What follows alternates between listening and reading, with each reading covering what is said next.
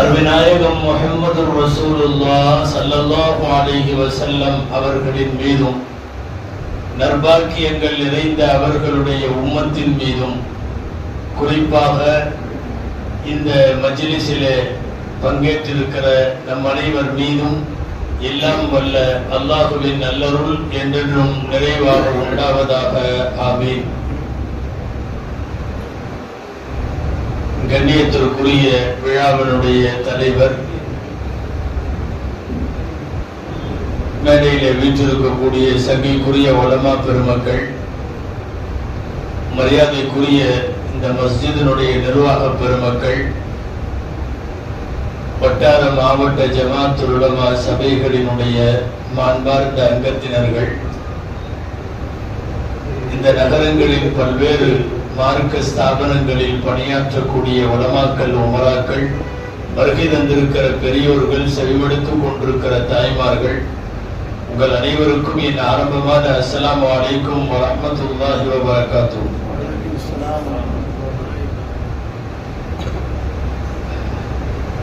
அல்லாஹ்வின் பேரருளால்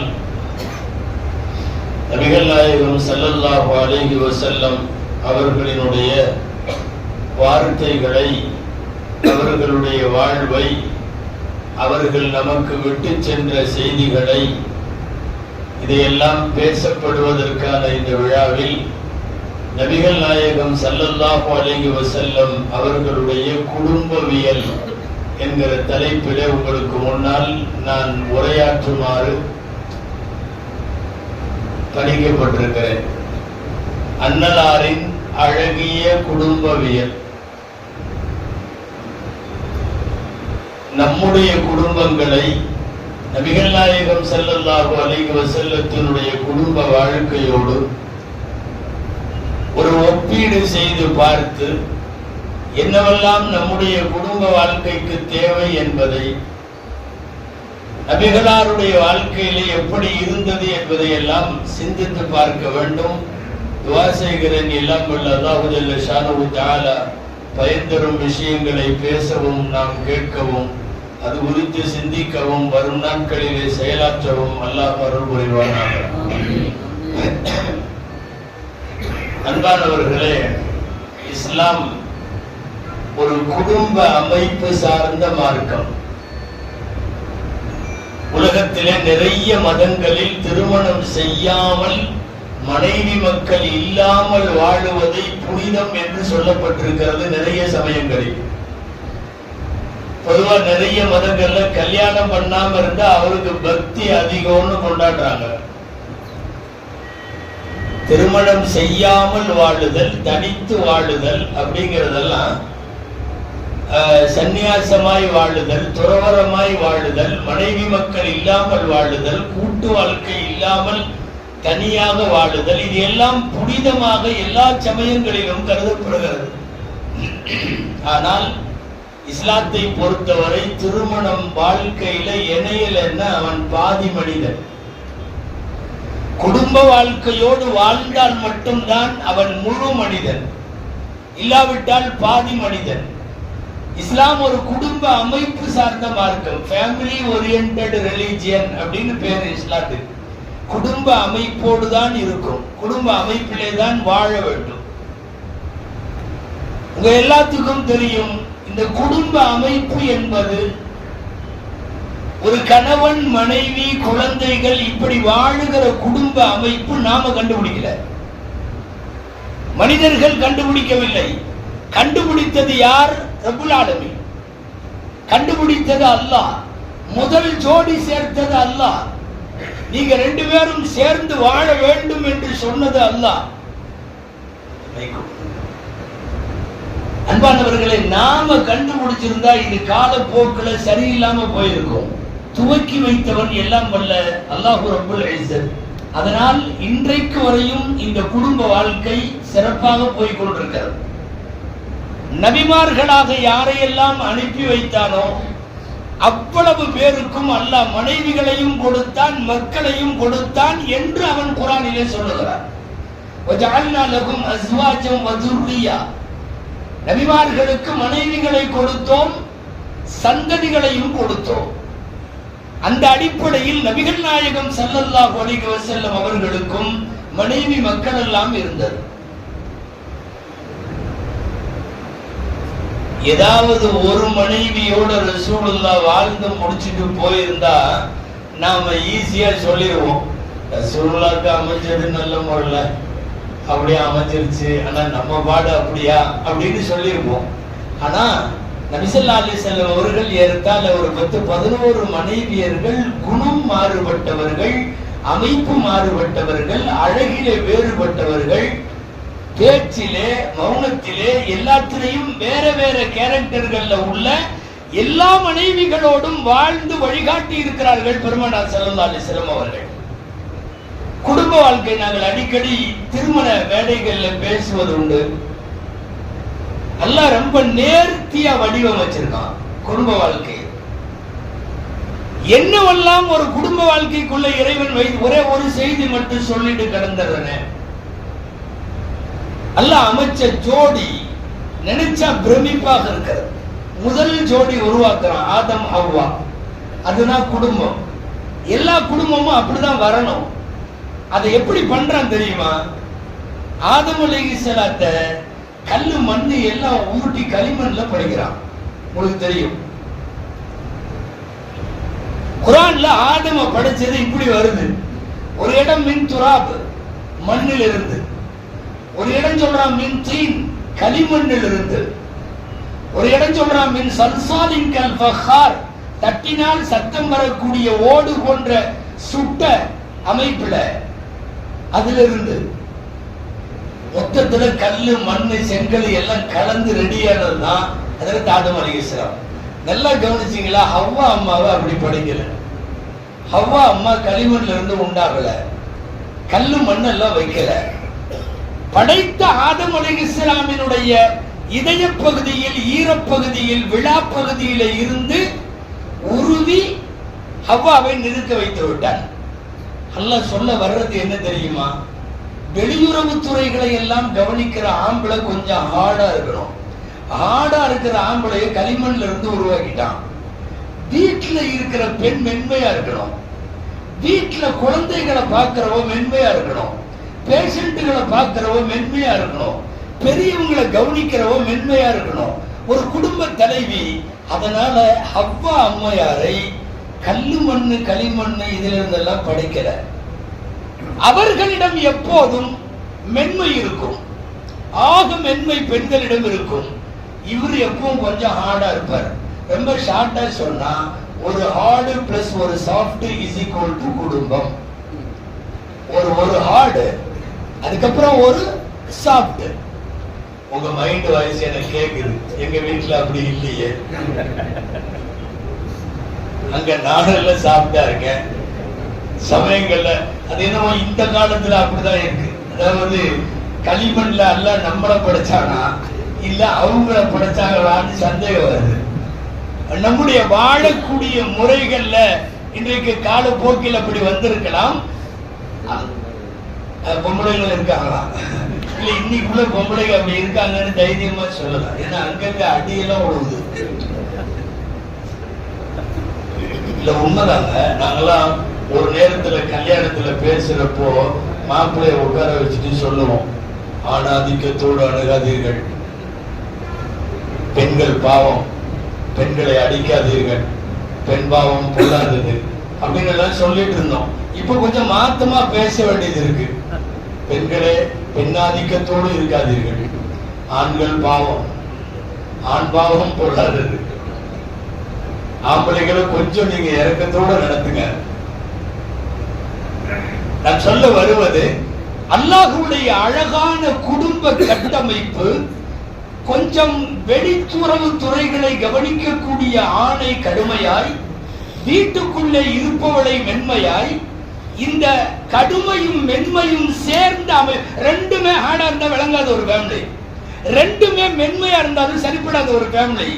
அல்லாஹ் அமைத்த அற்புதமான ஒரு கெமிஸ்ட்ரி சேஞ்ச். இது ஒரு ரசாயன மாற்றம் அல்லாஹ் ஏற்படுத்துகிறான். மிக அற்புதமான குடும்ப வாழ்க்கை. நபிகள் நாயகம் ஸல்லல்லாஹு அலைஹி வஸல்லமுடைய குடும்ப வாழ்க்கை அப்படின்னு உள்ள போனா ஒரு 10-11 மனைவிகளை பத்தி எல்லாம் பேச வேண்டாம். ஒரே ஒரு மனைவி. சொல்ல போனா அவங்க தான் கரெக்டா ரசூல் ஸல்லல்லாஹு அலைஹி வஸல்லத்துக்கு உண்மையான நீண்ட கால மனைவி. யாருங்க? அன்னை கதீஜா ரலியல்லாஹு அன்ஹா. நான் முதல்ல ஒரு முன்னுரை சொல்லிடுறேன். 11 மனைவியில 10 மனைவி கடைசி 10 வருஷத்துல கல்யாணம் பண்ணது. அது எல்லாமே குடும்பத்துக்கோ உடலுக்கோ தேவைக்கோ அல்ல, அது அத்தனையும் அரசியலுக்காக. 10 கல்யாணம் கடைசி 10 வருஷம். 25 வருஷம் ஒரு மனைவியோடு தான் வாழ்க்கை. பெற்ற மக்கள் 7 பேர்ல 6 பேருக்கு அந்த ஒரு பெண் தான் தாய். அன்னை கதீஜா ரலியல்லாஹு அன்ஹா. பெருமானார் ஸல்லல்லாஹு அலைஹி வஸல்லத்திற்கு 7 குழந்தைகள். ஒரே ஒரு இப்ராஹிம் என்கிற குழந்தை கடைசியாக உள்ள அடிமை பெண் மாரியா கிப்தியா ரலியல்லாஹு அன்ஹாவுக்கு பிறந்தது. மீதி 6 குழந்தைகளும் ஒரே ஒரு தாய்க்கு தான் பிறந்தது, கதீஜா அம்மா. ரசூலுல்லாஹ்வுடைய மனைவி கிட்டத்தட்ட அவங்க மட்டும்தான் 25 வருஷம் பெருமான் ஸல்லல்லாஹு அலைஹி வஸல்லமோடு வாழ்ந்து மூதாட்டியாகி கிழவியாகி 65வது வயதில அவர்கள் வஃபாத்தாகி மக்காவிலே ஜன்னத்துல் முஅல்லாவில் இன்றைய ஹுஜூம்ல அவர்கள் அடக்கப்பட்டிருக்கிறார்கள். கதீஜா ரலியல்லாஹு தஆலா அன்ஹா அவர்கள் 25 வருஷம் ஒரு மனைவியோட தான் வாழ்க்கை. பெருமானார் ஸல்லல்லாஹு அலைஹி வஸல்லம் அவர்களுடைய குடும்ப வாழ்க்கையில ஏதாவது ரோல் மாடலாக முன்மாதிரியாக சொல்ல வேண்டும்னா அதை கதீஜா ரலியல்லாஹு அன்ஹாவை சொல்ல வேண்டும். பொதுவா தமிழ்ல சொல்லுவாங்க இல்லையா, எல்லா ஆம்பளைகளோட வெற்றிக்கு பின்னாடியும் யார் இருக்கா? ஒரு பெண் இருக்கான்னு சொல்லுவாங்க. அது சில பேர்த்துக்கு தாய் இருப்பா, சில பேர்த்துக்கு தாரம் மனைவி இருப்பா. ஒவ்வொருத்தருக்கும் ஒவ்வொரு மாதிரி. மொத்தத்தில் எல்லா ஆண்களுக்கு பின்னாலும் அவர்களின் வெற்றிக்கு பின்னாலும் அவர்களை ஊக்கப்படுத்துவது, திடப்படுத்துவது, மன வலிமைப்படுத்துவது, அவர்களை நன்றாக செயல்பட வைப்பது எல்லாமே யாருன்னா ஒரு பெண் யாராவது இருப்பாங்க. குறிப்பாக சமீப காலங்களில் இந்த பங்கை மிக அதிகமாக மனைவிகள் வகிக்கிறார்கள். மனைவி கொடுக்கிற பூஸ்ட் மாதிரி, மனைவி கொடுக்கிற உத்வேகம் மாதிரி வேற யாரும் தந்துவிட முடியாது. அற்புதமான மனைவி கதீஜா ரலியல்லாஹு அன்ஹா. அது என்ன அழகான ஒரு குடும்பம் தெரியுமா? தாய்மார்கள் கவனிக்கணும். ஹிராமலை குகையில வகிய வாங்கிட்டு கீழே இறங்குறாங்க. பயந்து போய் வருகிறார்கள். எனக்கு போர்த்தி விடுங்க, நடுங்குதுன்னு சொல்லிட்டு வர்றாங்க. போர்த்தி விட வந்தது எங்க தெரியுமா? கதீஜா அம்மா வீடு. கதீஜா ரலியல்லாஹு தஆலா அன்ஹா வீட்டுல வந்த உடனே அவங்க போர்வை எல்லாம் பொத்தி விட்டு படுத்து கணவனை ஆசுவாசப்படுத்தி ஆறுதல் படுத்தி வருஷ கணக்குல ஹிராமலை குகைக்கு போயிட்டு இருக்கிறாங்க. வருஷ கணக்குல இந்த அம்மா கொண்டு போய் உணவு கொடுத்துட்டு வர்றாங்க. இன்னைக்கு உம்ரா ஹஜ்ஜுக்கு போற நம்ம கூட கீழே நின்று அண்ணாந்து பார்த்துட்டு இதெல்லாம் ஏற முடியாதுன்னு திரும்பி வந்துடுறோம். அந்த அம்மா ஏறி போயிருக்கிறாங்க. சில வரலாறுகள் படித்தால் கையில் பாத்திரத்தோடு பெருங்காலோடு நடந்திருக்கிறார்கள் ஹிராமலையினுடைய குகையில. இன்றைக்கு வரையும் மாற்றப்படாமல் சவுதி அரசு அப்படியே வைத்திருக்கிற அடையாளங்களில் ஒன்று ஹிராவினுடைய குகை. எப்படி ஏறி இருப்பாங்கன்னு நினைச்சா கஷ்டமா இருக்கு. இபாதத்தை செய்வதற்கு குகையில வீற்றிருக்கக்கூடிய கணவருக்கு 4 நாள் 5 நாளைக்கு ஒரு தடவை தேவையான ரொட்டி சுட்டு தேவையானவைகளை பாத்திரத்தில் எடுத்துக்கொண்டு அன்னை கதீஜா ரலியல்லாஹு அன்ஹா போனார்கள்னு பார்க்கிறோம். ஒரு நாள் வஹி 40வது வயதுல வந்த உடனே ஜிப்ரீலை கண்ட பின்னால் இக்ரா பிஸ்மி ரப்பிக சூராவின் 5 வசனம் மட்டும் இறங்கியதற்கு பின்னால் அங்கிருந்து வந்து படுத்து பதறி போய் ரசூலுடைய வார்த்தையில சொன்னார். நான் சொல்றது சஹீஹுல் புகாரியினுடைய ஃபர்ஸ்ட் பேஜ், சஹீஹுல் புகாரியினுடைய முதல் பக்கம் இந்த ஹதீஸ் இருக்கு. ஹத்தா பலக மின்னியல் ஜஹது, என்னுடைய எல்லா சக்தியும் போயிருச்சு. வஹஷீது அலா நஃப்ஸி, நான் என் உயிர் மீது பயந்து விட்டேன். உயிர் பயத்துல பிடரி அடிச்சு ஓடி வந்து வீட்டுல படுத்தா ஒரு புத்தி விட்டு எனக்கு அப்படி ஆயிடுச்சு இப்படி ஆயிடுச்சுன்னு சொல்றப்ப என்ன அழகான வார்த்தை தெரியுமா? கதீஜா அம்மா பேசின வார்த்தை, கல்லா வல்லாஹி லா யுஹ்ஸிக அல்லாஹு அபதா, ஒன்னும் ஆகாது, ஒன்னும் கவலைப்படாதீங்க, அல்லாஹ் உங்களை கைவிட மாட்டான், அல்லாஹ் உங்களை ஒருபோதும் கேவலப்படுத்த மாட்டான். கதீஜா அம்மா சொன்ன வார்த்தையெல்லாம் பாருங்களேன். கொஞ்சம் இன்னைக்கு இருக்கிற மனைவிமார்களும் கேளுங்களேன். இன்னக்க தசீல் ஒரு ரகம், நீங்க சொந்தங்களை எல்லாம் சேர்ந்து வாழ்றீங்க.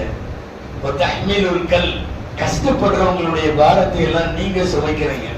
தக்ஸிபுல் மஅதூம், இல்லாதவர்களுக்கெல்லாம் நீங்கள் சம்பாதிக்கிறீர்கள். துக்ரில் தைஃப், நீங்க விருந்தாளிகளை எல்லாம் கவனிக்கிறீங்க.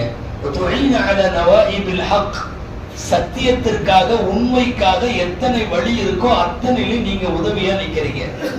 உறவுகளை பேணுகிற, கஷ்டப்படுகிறவர்களின் கஷ்டத்தை சுமக்கிற, இல்லாதவர்களுக்கு சம்பாதிக்கிற, விருந்தோம்பல் செய்கிற, சத்தியத்திற்காக போராடுகிற அல்லாஹ் உங்களை கைவிட்டு விட மாட்டான். தைரியமா இருங்க.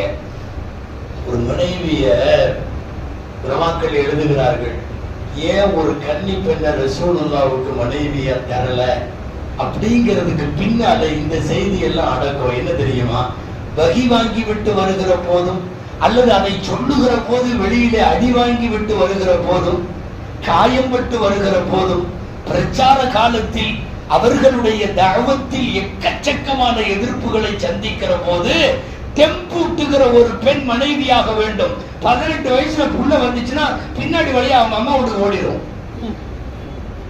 உட்கார்ந்து ஆறுதல் சொல்ல வேண்டும், தேற்ற வேண்டும். எந்த மாதிரி, அதான் நான் சொல்றேன், மனைவி ஆறுதல் படுத்துற மாதிரி யாரு ஆறுதல் படுத்தினாலும் செட் ஆகாது. நம்மளுக்கே ஏதாவது பிசினஸ்ல அதுல இதுல ஏதாவது ஒண்ணு நட்டோன்னு வைங்களேன், யார் யாரோ உடுமாப்பிள்ள பாத்துக்கலாம், எல்லாம் சரியா போயிடும், அப்படி மச்சான் இப்படி மச்சான் என்னென்னமோ பேசுவாங்க, எதுவும் எடுக்காது. வீட்டுல நம்ம மனைவி ஒண்ணும் இல்ல பாத்துக்கலாம், என்னமோ கஷ்டமோ நஷ்டமோ, நீங்க தைரியமா இருங்க, அல்லாஹ் அப்படி பண்ணுவான், நம்ம இன்ஷா அல்லாஹ் மேல வந்துருவோம். 4 வார்த்தை மனைவி பேசிட்டா எக்கச்சக்கமான வேர்ல்ட் பவர் உள்ள வந்துரும் நமக்குள்ள. நான் அந்த மாதிரி சொல்றது இல்லைங்கிறது ஒரு முக்கியமான விஷயம். தாய்மார்கள் இருக்கிறாங்க, நீங்களே முடிவு பண்ணுங்க. இன்னைக்கு ரேஞ்சுக்கு எங்கேயாவது ஒருத்தருக்கு வகி பின்னங்கால் பிடரை அடிக்க ஓடி வந்தானோ அப்பவே சொன்ன போகாதன்னு கேட்டியா? முதல் வார்த்தை இதான் வரும் இல்லையா? போறானா தொழுக போறேன்ட்டு போய் குகையில உட்காந்து ஓட்டு வர்றது முடிஞ்சுதான். அவர் அதுக்கப்புறம் அந்த குகை பக்கம் போகவே மாட்டார். சும்மா பள்ளிவாசலுக்கு போனவே சொல்றாங்கல்ல, எல்லாரும் தொழுக போற மாதிரி போனா போதும். கொஞ்சம் லேசா இவர் முத்துற மாதிரி தெரியுது, கொஞ்சம் லேசா இவர் தாடி கீடியுமா அப்படி ஒரு மாதிரி அலையிற மாதிரி தெரியுதுன்னாவே வேற மாதிரி வார்த்தை வரும். ஆனால் ஆண்டு கணக்கிலே போய் வகி வந்த போது மேல உட்கார்ந்துட்டு வகியை வாங்கிவிட்டு உயிர் பயத்தில் வருகிற போது வீட்டிலே படுக்க வைத்து ஆறுதல் சொல்லுகிற அற்புதமான கவுன்சிலிங், உலகத்திலேயே பெஸ்ட் கவுன்சிலர் மனைவிதான். அதுல நபிகள் ஸல்லல்லாஹு அலைஹி வஸல்லத்துக்கு கவுன்சிலிங் ஃபர்ஸ்ட் கிளாஸ் கவுன்சிலிங் கொடுத்தது கதீஜா அம்மா ரலியல்லாஹு தஆலா அன்ஹா. என்ன மாதிரி மனைவி! அல்லாஹு அக்பர். எல்லா அடியும் கொடுக்குறாங்க, கல்லெடுத்து போடுறான், மனைவி மக்களை தப்பா பேசுறான், ரோட்ல நின்றுட்டு குடும்பத்தை பத்தி கேவலமா பேசுறான், எல்லாத்தையும் வாங்கிட்டு அந்த அம்மா இரும்பு பெண்மணி அன்னை கதீஜா அம்மா வீட்டுல இருக்கிற கணவன் மாற்ற எப்படி பேசுறாங்க? ஒண்ணு வேணா நம்ம இன்னைக்கு இருக்கிற சூழ்நிலை எடுத்துக்கோமே, யாராவது ஒரு அசாரத்தையும் வச்சுக்கோமே, அவர் ஃபேமிலி வாங்கி இருக்கு சொல்றேன், ஒரு பேச்சுக்கு சொல்றேன். அவர் பாட்டுல வீட்டுல படுத்திருக்காரு, டொப்புன்னு ஓட்டு மேல கல்லு உழுகுதுன்னு வைக்கிறேன்.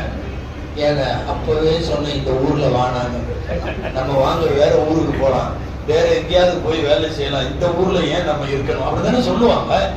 எல்லா மனைவிகளும் அப்படித்தானே, எங்கள் வீட்டிலும் உங்கள் வீட்டிலும்.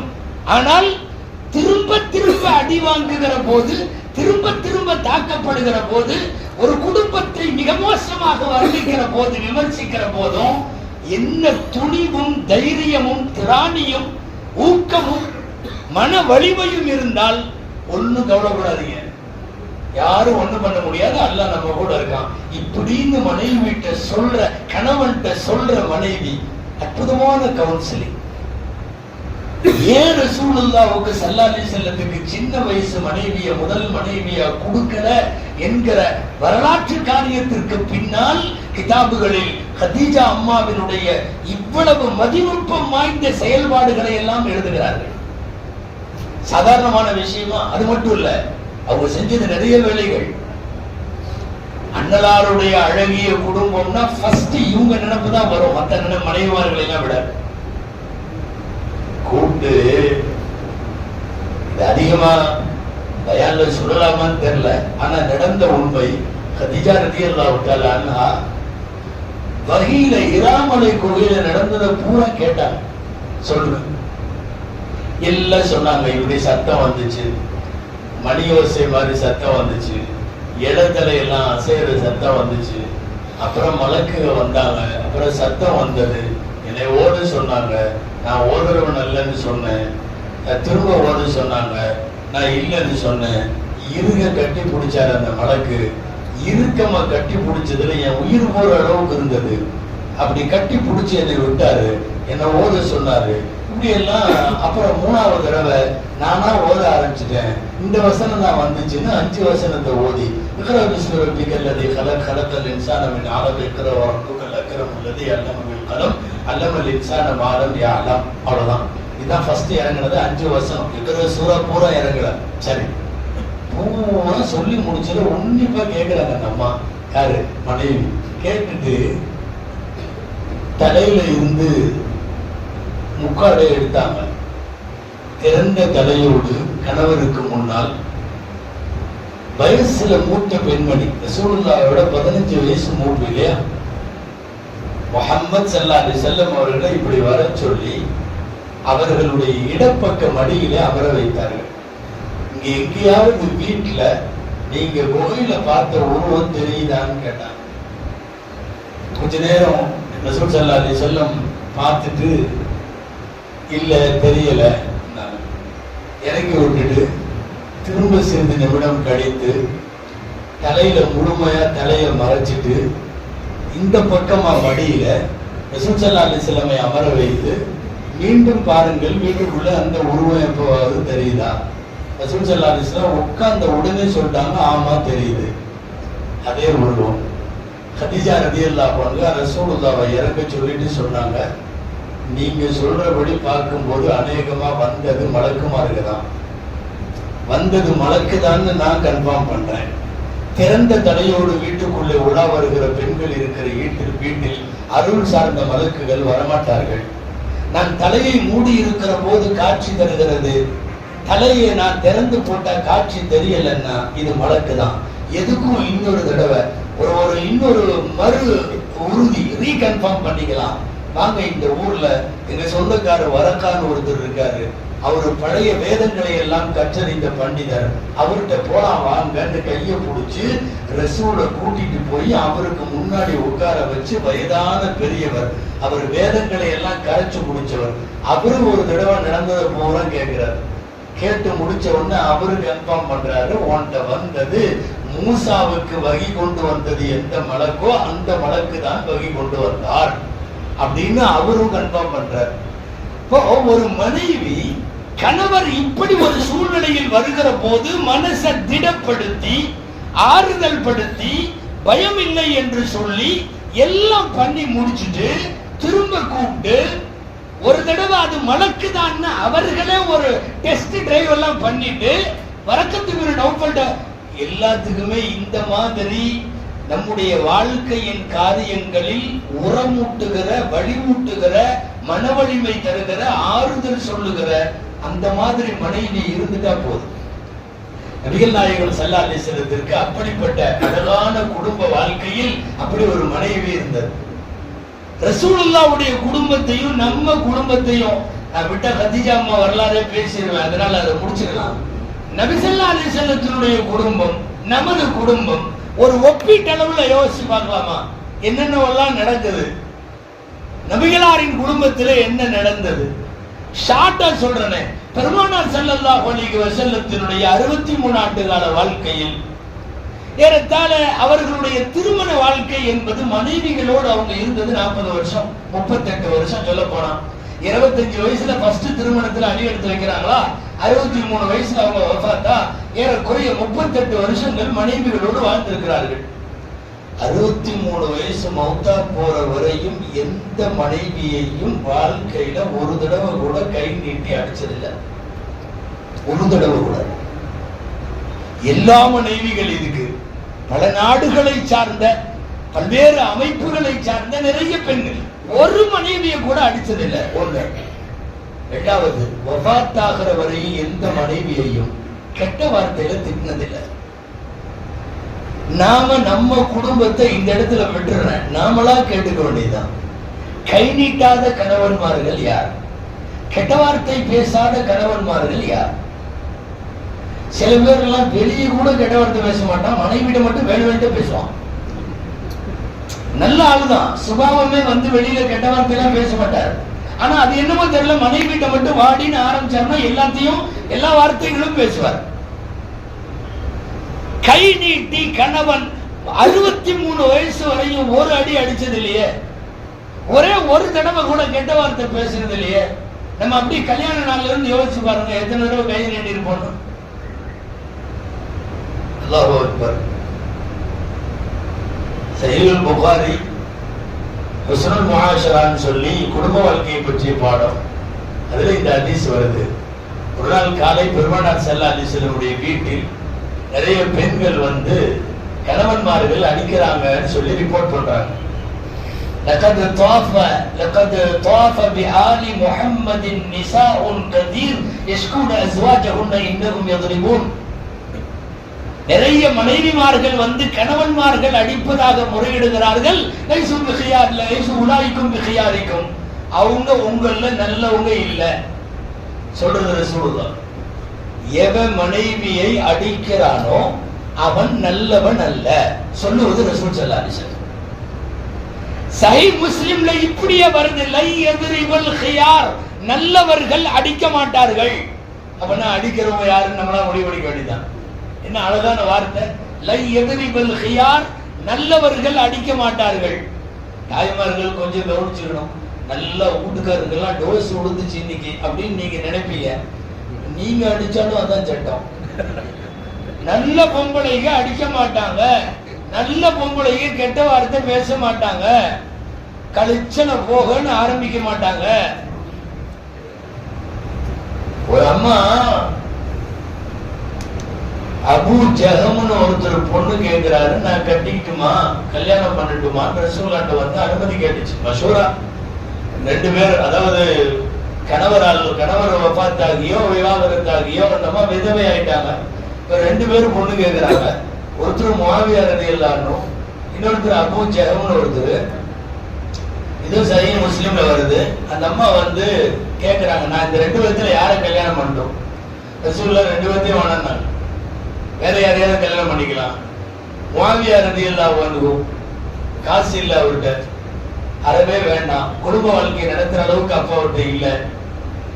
நிறைய முஆவியா இருக்காங்க, இது ஒரு முஆவியா. அப்புறம் இன்னொருத்தர் அபூ ஜஹம், அவரையும் கல்யாணம் பண்ணாரு. ஏன் அப்படின்னு கேட்டுச்சு அந்த அம்மா. அவரு குச்சியை கீழே வைப்பதில்லை, குச்சியை கீழே இப்படின்னு சொன்னாங்க.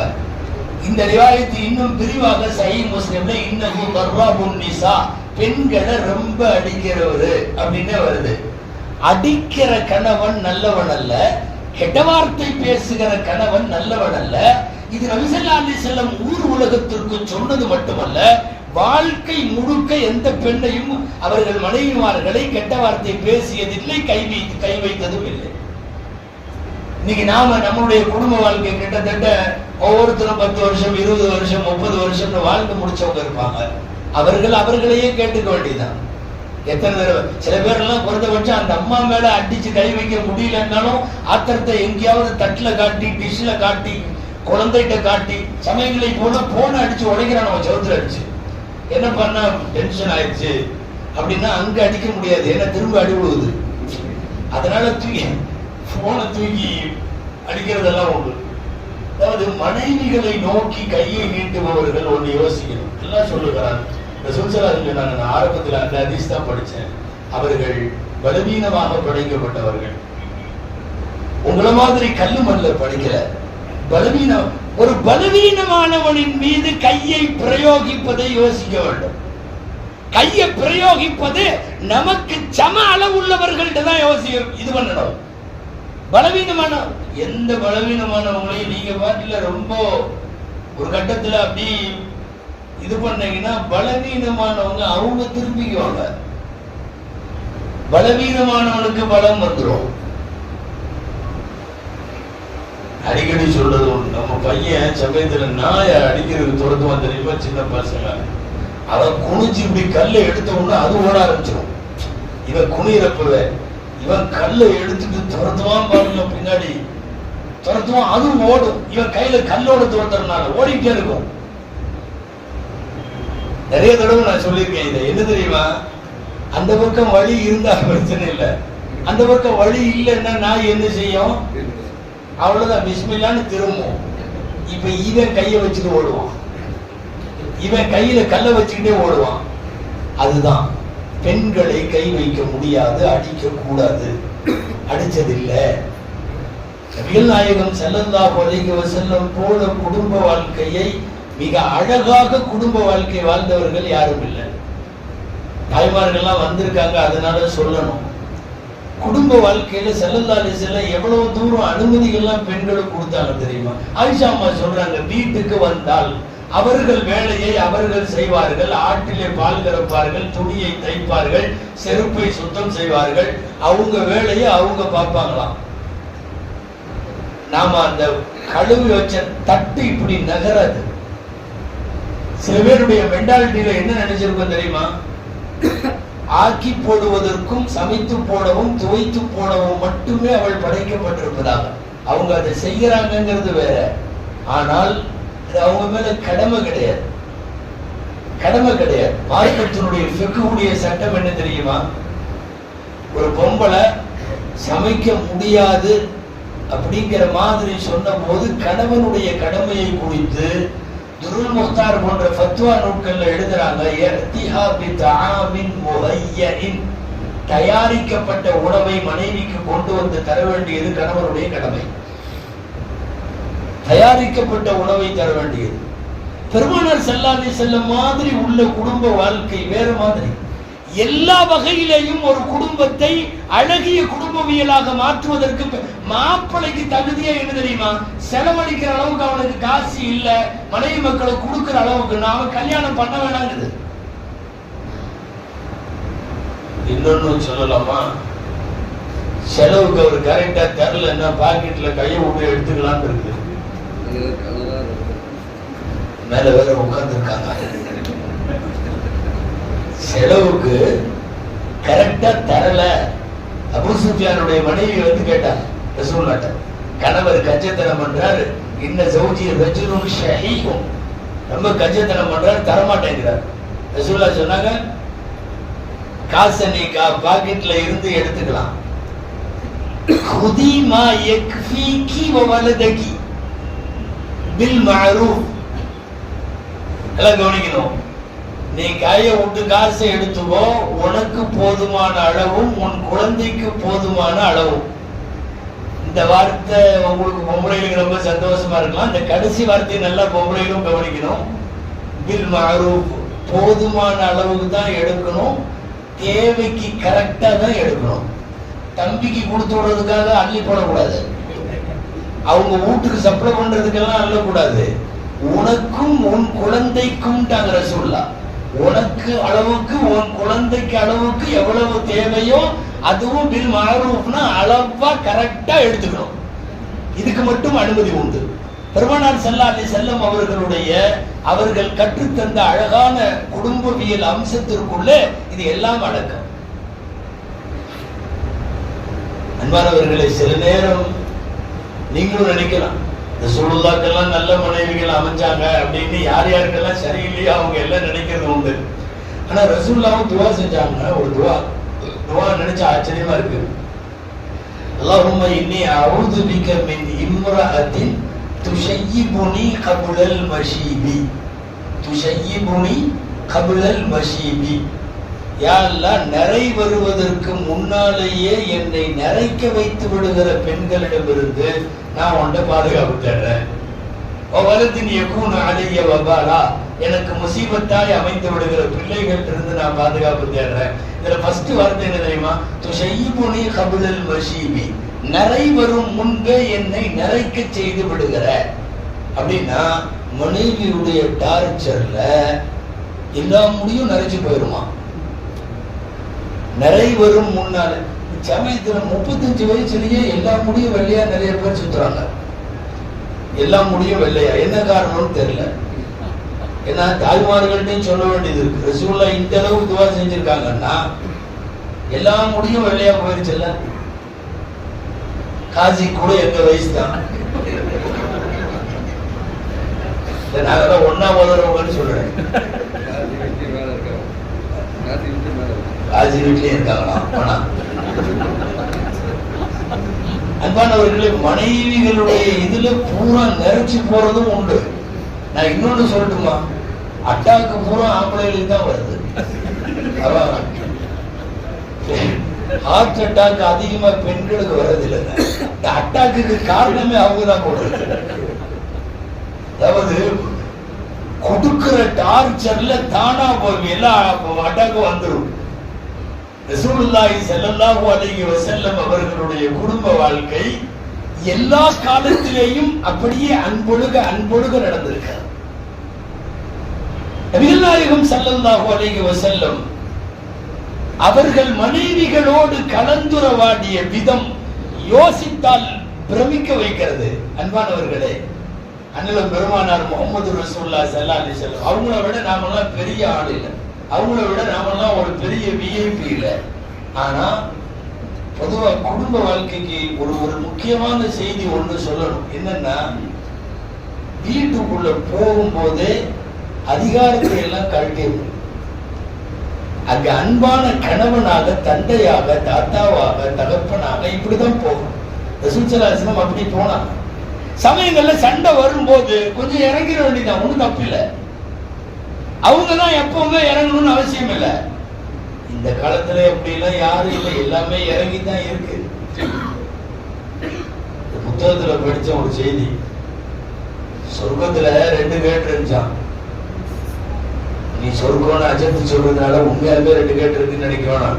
நான் ஒரு புத்தகத்துல படிச்சதை சொல்றேன். சொர்க்கத்துல 2 கேட்டு மேல போய் பார்த்தா மனைவியை அடக்கியவர்கள் அப்படின்னு ஒரு கேட்டு இருந்துச்சான். இன்னொன்னு மனைவிக்கு அடங்கியவர்கள் அப்படின்னு ஒரு கேட்டு இருந்துச்சான். இங்கிருந்து ஒருத்தர் போய் பார்க்கலாம் யாரு அதிகமா இருக்கா என்னன்னு பார்த்தா பூரா அடங்கியவர்கள் வரிசை அம்மூட்டு நிக்குது. பயங்கரமா ரசு.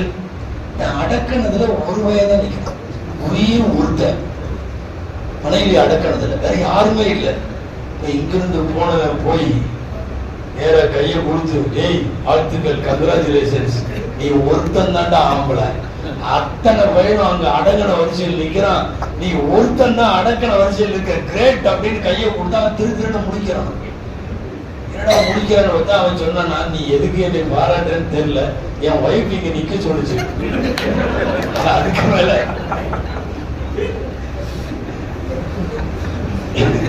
அவன் எல்லாத்துக்கும் மேல அது எங்க நிக்க சொன்னா அங்க போய் நின்றுவா போடுறது. அதாவது அடக்கித்தான் இருக்க வேண்டும் என்றால் குடும்ப வாழ்க்கையில ஜெயிக்க முடியாது. ரசூலுல்லாஹ் விடவா, யாரும் சத்தம் போட்டு பேசாதீங்க அப்படின்னா யாரும் பேச மாட்டாங்க. அப்படி ரசூல் ஸல்லல்லாஹு அலைஹி வஸல்லம் வைக்கவே இல்லை. ஸல்லல்லாஹு அலைஹி வஸல்லம் பேசுவார்கள், அவர்களும் பேசுவார்கள். சமயங்களில் செல்லமாய் அன்பாய் சண்டை போடுவார்கள். எல்லாமே நடக்கத்தானே செய்தது. ஒரு நேரம் கணவன் இறங்குவதும் ஒரு நேரம் மனைவி இறங்கி போவதும் இது எல்லாமே சேர்ந்தான். இதுல நபிமார்கள் குடும்பமா இருந்தாலும் சரி, மனைவிமார்கள் கொஞ்சம் சவுண்ட் எல்லாம் போட்டிருக்காங்க. நபிமார்கள் குடும்பம் அப்படின்னா ஆச்சியார் குடும்பம், அஜத்து குடும்பம் எல்லாம் என்ன எல்லாம் தான் இருக்கும். இவருக்கு எதிராக வெளியில வேணா யாரும் பேச மாட்டாங்க. பெரிய அஜத்து மௌலானா அப்படியா இப்படியா பெரிய காசியாக்கும்பாங்க. உள்ள வேலையாவாது. உள்ள கொஞ்சம் அவங்களும் பேச தானே செய்வாங்க. எல்லா குடும்பம் பெரிய மன்னர் இருந்தார். ஹாரூன் ரஷீது ஒருத்தர் இருந்தாருங்க, பாதுஷா, நல்ல மனுஷன். ரலியல்லாஹு அன்ஹு. ரஷீதா கலீஃபா ராஷிதுங்கறாங்க, நேர்வழி பெற்ற கலீஃபா, அப்பாசிய கலீஃபா. அது ஹாரூன் ரஷீத் பாதுஷா. அவங்க மனைவி தான் அந்த அம்மா ஜுபைதா ரலியல்லாஹு அன்ஹா. ஜுபைதா அம்மா என்ன அற்புதமான ஜோடி தெரியுமா? ஹாரூன் ஜுபைதா தம்பதியினர். நாட்டையே ஆளக்கூடிய அரசர் அவரு. இந்த அம்மா அந்த அரசருடைய மனைவி. ஆனாலும் 2 பேருக்கு இடையில பிரச்சனை வர்றப்போ எல்லா குடும்பங்களையும் போல அங்கேயும் எல்லாமே இருக்கும். பெரிய பெரிய குடும்பங்கள்ல எல்லா பக்கம் இருக்கிற மாதிரி எல்லாமே அந்த குடும்பத்திலேயே அவங்க ரேஞ்சுக்கு இருக்கத்தானே செஞ்சது. இந்த ஹாரூன் ரஷீத் பாதுஷா அவங்க சின்ன நிகழ்ச்சி தான் அது. ஒருத்தர் கொஞ்சம் ஒரு மாதிரியா சுத்திட்டு இருப்பார். அவருக்கு பெஹ்லூல்னு பேர். அவர் அல்லாஹ்வுடைய நேசர்னு சொல்றாங்க, பெரிய அவுலியான்னு சொல்றாங்க. அவர் தன்னிலை உள்ள இதுல இருக்க மாட்டார், தன்னிலை மறந்தவரா இருப்பார். சில நேரம் வெறுநேசர்கள் அப்படி உண்டு. அவர் கிழிந்த ஆடையை போட்டிருப்பாரு, நல்ல ட்ரெஸ் கூட நல்லா நின்று பேச கூட மாட்டாரு. ஏதாவது சில்லற காசு ஜோப்ல வச்சுட்டு இருப்பாரு. அவருடைய ட்ரெஸ் எல்லாம் நல்லா இருக்காது. எங்கேயாவது ஆத்தங்கரையில சுத்துவாரு, பீச்சில் மணல்ல சுத்துவாரு, இப்படி எல்லாம் இருப்பாரு. யார் யார்கிட்ட என்ன பேசுறாருன்னு தெரியாது. அப்படியெல்லாம் சில வழிமாறுகள் உண்டு. பெஹ்லூல்னு ஒருத்தர், பெரிய பெரிய ஞானிகள்லாம் போய் அவர்கிட்ட உட்காந்து பாடம் படிப்பாங்க. ஆனா நாமளே இப்ப பார்த்தோம்னா என்ன லூஸ் மாதிரி இருக்காருன்னு நம்ம சொல்லுவோம். அந்த மாதிரிதான் இருப்பார் அவர். இடையில ஹாரூன் ரஷீத் பாதுஷாட்ட வருவார். அவருக்கெல்லாம் எதுவும் தடைகளெல்லாம் கிடையாது. நேரம் அரண்மனைக்கு உள்ளவரே போவார். போய் சமயத்தில் திட்டிட்டு வருவார், சமயத்தில் அட்வைஸ் பண்ணிட்டு வருவார். அவர் இப்படி இந்த மாதிரி உள்ளவருங்கிறதுனால அவங்களும் அனுமதிப்பாங்க அரசர்கள். வா பெஹ்லூல், என்ன விஷயம் அப்படிம்பாங்க. என்னத்தையாவது சொல்லிட்டு போவாரு. சமயங்கள்ல அது பெரிய அட்வைஸா இருக்கும். கொஞ்சம் ஆனா அவர் ஒரு மாதிரி, எப்ப வேணாலும் என்ன வேணாலும் கோபம் கிளம்பும், எல்லாத்துக்கும் தெரியும். அவர் தான் ஒரு தடவை உனக்கு என்ன வேணும்னு மன்னர் கேட்ட உடனே, என்ன வேணும்னா கொஞ்சம் தவணையை தள்ளி போட முடியுமா, இல்ல சொர்க்கத்தை விட முடியுமா, இல்ல இப்படி எல்லாம் பேசிட்டு அதெல்லாம் முடியாதவன் நீ எதுக்கு என்ன வேணும்னு கேட்கிற அப்படின்னு அரசர் கேட்டு போனவர். அவரு வந்தார், நான் ஒரு நாள் நீதிபதியா இருக்கணும்னு. விவகாரம் ஆச்சே, உடனே நீதிபதியா போட்டு நீ என்ன தீர்ப்பு சொல்லுவேன்னு தெரியலையே. ஒரே ஒரு நாள் காத்தால இருந்து சாயந்தரம் வரை நான் தான் காசி, நான் தான் நீதிபதி, எல்லா வழக்கும் என்கிட்ட வரணும், நான் விசாரிச்சு தீர்ப்பு சொல்லணும்ட்டார். ரொம்ப ஆசையா கேட்டே இருக்காருன்னு சரி போட்டார். கொடுத்துட கூடாது, கொடுத்துட்டார். காலையில இருந்து விசாரிக்க சொல்லிட்டு அவர் ஹாரூன் ரஷீத் பாதுஷாவும் அவங்க மனைவி ஜுபைதா அம்மையாரும் வெளியில தள்ளி போயிட்டாங்க. அவங்க ஒரு பூங்கால இருக்கிறாங்க. இவரு சாயந்தரம் வரையும் கேஸ் எல்லாம் அட்டன் பண்ணிட்டு சாயந்தரம் தானே வரணும் நீதிமன்றத்திலிருந்து. மத்தியானம் லொகுர் நேரமே வர்றாரு. நிறைய கழுதையோட ஓட்டிட்டு வர்றாரு. ஒரு 100 கழுதை இருக்கும், ஓட்டிக்கிட்டே வர்றாரு. மன்னர் பார்த்துட்டாரு, பெஹ்லூல் நீதிமன்றத்தை ஒண்ணு நம்பி கொடுத்துட்டு வந்தேன், சாயந்தரம் வரை நீ வழக்கெல்லாம் விசாரிச்சு தீர்ப்பு சொல்றேன்ட்டு நீ பார்த்தா கழுதையை பேச்சுட்டு வர்ற.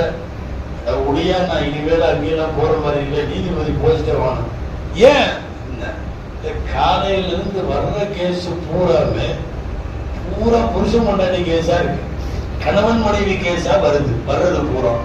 ரெண்டாவது, எல்லா கேஸையும் அட்டன் பண்ணி பார்த்ததுல அத்தனை பேரும் மனைவிக்கு அடிமையா கிடக்கிற, மனைவிக்கு பயந்த, மனைவிக்கு அதிகாரத்தை ஒப்படைக்கிற கணவன்மார்களா தான் இருக்கானுங்க. நான் காலையில ஃபர்ஸ்ட் கேஸ்லயே சொன்னேன், மனைவிக்கு யாரெல்லாம் பயப்படுறானோ அவனெல்லாம் ஒரு கழுதை கொடுத்துடணும், இங்க கொண்டு வந்து நிப்பாட்டணும்னு. 100 கேஸ் விசாரிச்சு 100 கழுதையோட வந்துட்டு என்று சொல்லிட்டு அந்த பெஹ்லூல் சொன்னார் மன்னரை பார்த்து, என்னன்னு வர்ற வழியில கழுதையை ஓட்டிட்டு வர்ற வழியில அழகான ஒரு பொண்ணை பார்த்து, ரொம்ப அழகான பொண்ணு, உலகத்துல பேர் அழகி, எனக்கு மனசுல ஒண்ணு வந்துச்சு. என்னங்க, அந்த பொண்ணு நம்ம அரசருக்கு தான் அது மனைவியா இருக்கணும் அப்படின்னு எனக்கு ரொம்ப ஆசையா இருந்துச்சுன்னு அந்த பெஹ்லூல் சொல்றப்போ மன்னர் சொன்னாரு, கொஞ்சம் மெதுவா சொல்லு, அவங்க இருக்காங்க. சுபைதா அம்மா பக்கத்துல இருக்கா, கொஞ்சம் மெதுவா பேசு.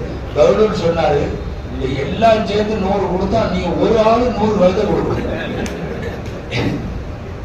நான் சொல்ல வர்றது, அரச குடும்பமும் அப்படித்தான் இருக்கு, நபிமார்கள் நல்லோர்கள் எல்லா குடும்பமும் அப்படிதான் இருக்கு. அதனால மனைவிகளிடத்திலே இறங்கி போவதோ, சமயங்கள்ல அவர்கள் இறங்குவதோ நாம் இறங்குவதோ எந்த தவறும் இதுல கிடையாது. சொல்ல போனா அப்படி ஒருவருக்கொருவர் அனுசரித்தும் அட்ஜஸ்ட்மெண்ட் மனோபாவத்தோடு வாழ்ந்தால் தான் குடும்ப வாழ்க்கை சிறக்கும்.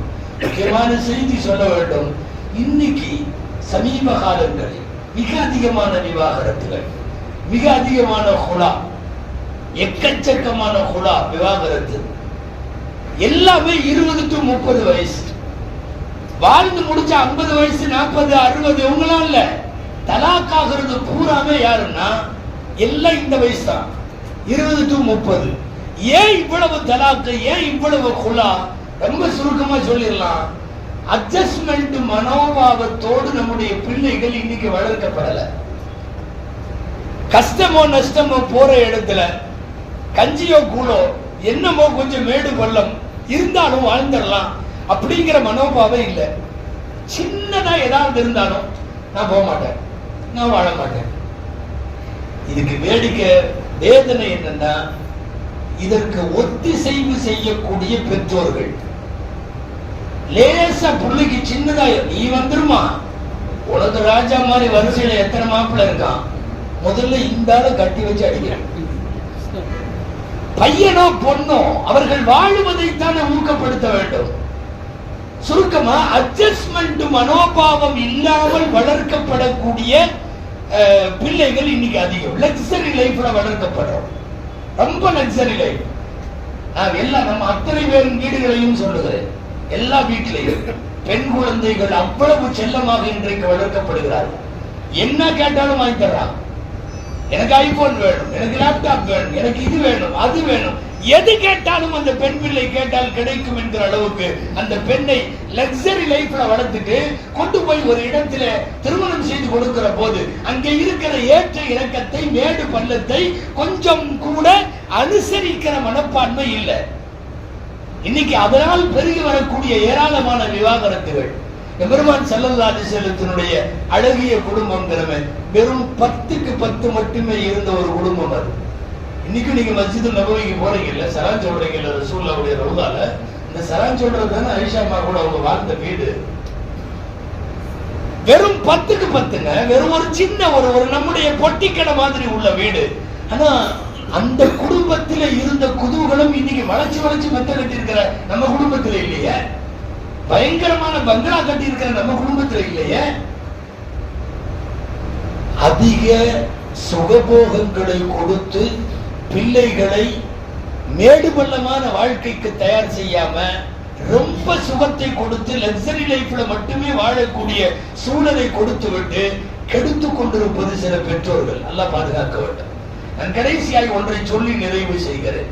குடும்ப வாழ்க்கையை பொறுத்தவரை நபிகள் நாயகம் ஸல்லல்லாஹு அலைஹி வஸல்லம் அவர்களுடைய வாழ்க்கையின் முழு செய்திகளையும் படித்து முடிக்கிற போது இன்னைக்கு நடக்கிற மேஜரான 2 மிஸ்டேக் குடும்பத்தில், 2 மிஸ்டேக். ஒண்ணு,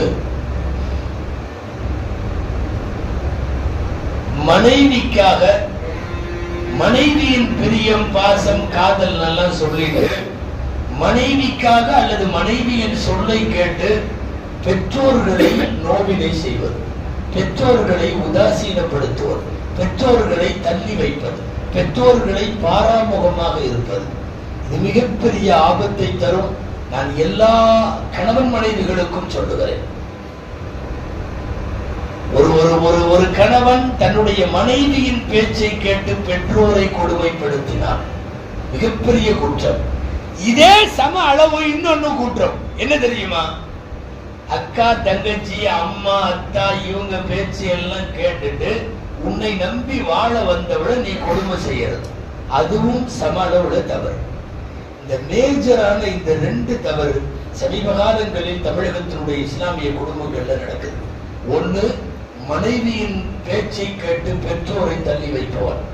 இன்னொன்னு, பெற்றோரோ அல்லது உடன் பிறந்த அக்கா தங்கைகளோ அண்ணன் தம்பிகளோ இவர்களின் பேச்சை கேட்டுவிட்டு உன்னை நம்பி வாழ்க்கையே ஒப்படைத்து விட்டு வாழ வந்த அந்த வீட்டினுடைய மருமகளை கொடுமைப்படுத்துவது.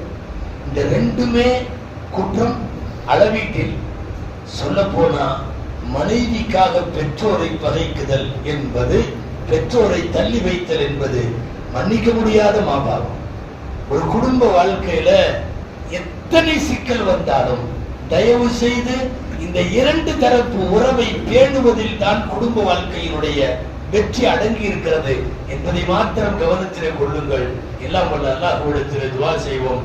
அல்லாஹ் ஜல்ல ஷானஹு தஆலா பெருமானார் முஹம்மது ரசூலுல்லாஹ் ஸல்லல்லாஹு அலைஹி வஸல்லம் அவர்கள் வாழ்ந்தது போல் மகிழ்ச்சியான ஆனந்தமான குதூகலமான ஒரு குடும்ப வாழ்க்கையை அல்லாஹ் நமக்கும் நம் சந்ததிகளுக்கும் நசீபாக்குவானாக. ஆமீன். وآخر دعوانا الحمد لله رب العالمين. السلام عليكم ورحمة الله وبركاته.